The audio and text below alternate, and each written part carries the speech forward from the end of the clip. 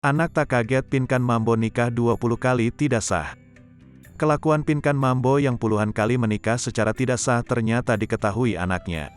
Pinkan Mambo tidak malu lagi mengungkap aibnya ke publik, bahkan anaknya pun mengetahui.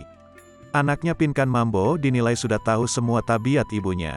Ujungnya anaknya Pinkan Mambo tidak kaget dengan kepribadian sang ibu. Namun Pinkan Mambo enggan menceritakan lebih jelas terkait dirinya pernah menikah sebanyak 20 kali secara tidak sah. Pinkan Mambo menyinggung durasi terkait cerita dinikahi 20 kali tidak sah.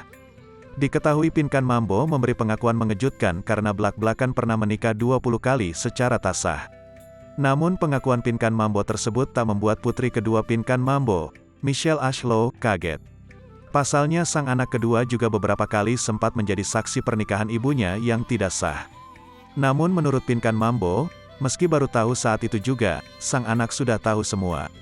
Iya, menurut Pinkan Mambo, Michelle Ashlow tahu beberapa pria yang pernah menikahi ibunya. Michelle tahu yang berapa biji cowok dia tahu.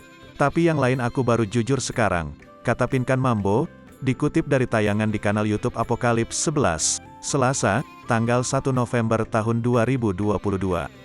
Michelle Ashlow sebagai putri dari Pinkan Mambo pun tak kaget dan merasa bahwa itu merupakan kepribadian sang mama.